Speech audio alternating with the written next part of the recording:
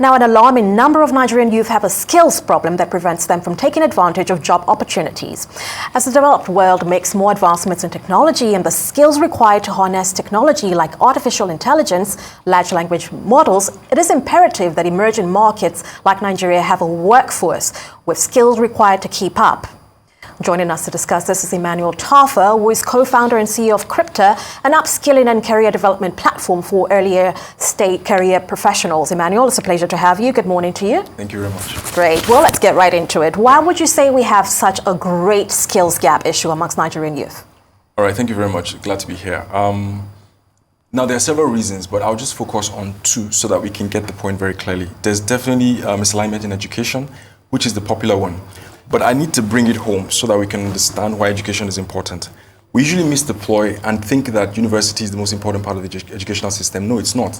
It's the foundational area. And just like I told you and I promised, I brought a book here called New General Mathematics, SS1. Now, a lot of people will be laughing at me like, what do you mean by that? Let me just bring it home. So listen to this question. It's a wire question. A retailer has an account of 20,000 naira from a manufacturer who gives 2 months credit but offers a cash discount of 5% for payments. The retailer borrows 20,000 naira from his bank at 9% per annum for 2 months and pays promptly to secure the cash discount. How much does the man gain with this transaction? Now, I could charge a client 500,000 naira for that question and build some simple models and do analysis and say that's it. But it's New General Mathematics, SS1. That is the disconnection. If you want me to go English language, better English. Do you understand the value of parts of, when you say parts of speech, nouns, verbs, adverbs, prepositions? Do you know that in a legal document, if you misuse the appropriate parts of speech, you could create disputes? Or what about in marketing when they say keywords for people that do marketing? Those keywords, the computer knows the real meaning of the word. But if you, with your poor English language, use the wrong word, you could cost your company millions of naira or dollars because you don't understand keywords from parts of speech. That is a classic example of how education has been disconnected. The second part is real application training. I'm a management consultant, done it for 15 years. Now, having advised 150 companies and so on, do you know how long it took me to figure that out? And if I'm going to write a business plan for a fish farm, I have to have at least 3, 4, 5, 6, 7 scenarios of a particular type of fish farm in a different scenario. Then put that in multiple places. You need time. And I have to be seeing it and experimenting and working on it. So sometimes, if we just took the classroom and literally just dropped it in the farm, then I think you would get people better equipped and more effective, just like the traditional apprenticeship system of the guys from the Southeast. And that would be more effective. So you certainly connect this to a foundational problem. That's the bedrock of it all. So once you actually have that sorted, you have a bigger structure because you on need which time. to... And you're going to spend 6 years in primary school, another probably 6 years in each sector. That's 12 years. It has, when you marinate food, you marinate fish, it has to go in. And that time it takes to see those scenarios and be woven into your consciousness for excellence. That's why the Asians and some of these other places that have done a lot of specialization have understood it. And we need to understand that. So we're kind of wasting resources and time. Would you say there's a need to update our curriculum? Everybody's talking about that. That's very important. And I did this example to explain why it's important. But it's not just updating the curriculum, because there are several factors that have to be considered. Their interests and so on and so forth. But here is what I need to say. Yes, this is important. The curriculum is also too busy, especially at the primary school level. I don't know why children are doing 10, 12 subjects like my mentor would always say in education. Mr. Davisayo, it's too much. I recommend strongly that because we don't even have time, we're behind. We need to narrow down a fewer subjects: math, English, and news. I'll talk about that later when we get to that point. But I think the most important thing, yes, the curriculum has to be revamped, it has to be reduced, and then it has to be built for application. So when we're teaching, we're using real life problems. If I'm studying economics, I don't want to talk abstract. I want to look at economics in the context of the real issues we're dealing with: inflation. How economic growth and inflation are driving food prices, and the relationship between Russia, Ukraine, and why that is affecting my price of bread. I need to be able to see that and answer that. That is how to fix that's how to fix curriculum. Just take the classroom to the workplace. And this is me cutting the story to say, to avoid all the long theory that we've been hearing and give real practical solutions. Companies are spending money setting up their own graduate training programs. What's the point? Put the program right there in university.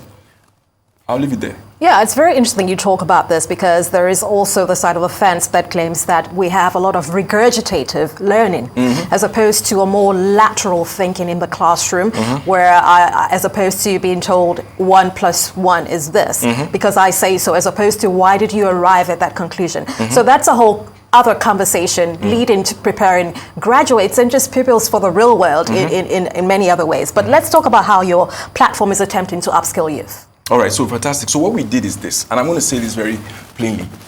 The companies understood the gap, the big multinationals, the big four across all the sectors. So what they do is they have this called graduate training programs. You spend like 6 months, the banks did it, the consulting firms did it. But the small supermarket in Alagbado, that lady cannot afford to get it. She can't do a graduate training program. So we now are democratizing the process. So we're taking that elite knowledge and wisdom and bringing it down to the average SME to be able to tap. So through our platform, you can now, hire graduates, they will come in, and they're already cooked. When I say cooked, they've been given the foundational training at the level of some of these big organizations. So we democratize that and then are now making that available. And when I say democratizing that, that means through, of course, our LMS, learning management solution, and then our very, very hands-on, immersive training program with very, very carefully crafted curriculum. It's carefully crafted because it's a diet. It's an emergency. People are behind. So you have to give them drip. And if you're giving them, you have to cut the fat and focus on what is very important for them to learn to pop almost immediately. So that's what our platform is focused on, democratizing graduate training programs so that MSMEs can have access to it. We also have an onboarding program, a second product. The reason why that product is important is because of the jackpot syndrome. A lot of individuals are losing their talents and they're going ahead with the knowledge of the organization. So if you have an onboarding program that retains that knowledge on the LMS, companies can continue to save time from retraining. That sounds very interesting, but don't you have a problem of scale? There is only so much number of youth you can train in comparison to the millions of underskilled undergraduates we're churning out every year. All right, so there's a very good question. Two things that we're looking at for scaling. Number one is that we're tech enabled. So if we're tech enabled, it means we're going to have to scale with technology. So the classroom experiences are going to reduce significantly so that people can learn theory. Second thing also is that we're going to leverage AI. Very important to do a lot of tutoring. Then also we believe that if you want to scale something, you change the ideology. So we're very big on ideology. We want to raise the standard of people and to let people now aspire. So we're selling this exceptionality concept so that we drag a generation into a mindset that it is unacceptable to be mediocre. So from there you begin to permeate the value system. So we're going to play the value game. Mindset is the key word here, and I love business, that. yes. Very you can foundational. Learn that from the religious organizations. Play the buying game. Yeah, and so many more. Many thanks, Emmanuel. There's so much to discuss around this, and great work you're doing for the future. Many thanks, and we'll see you again very soon. Thank you very much.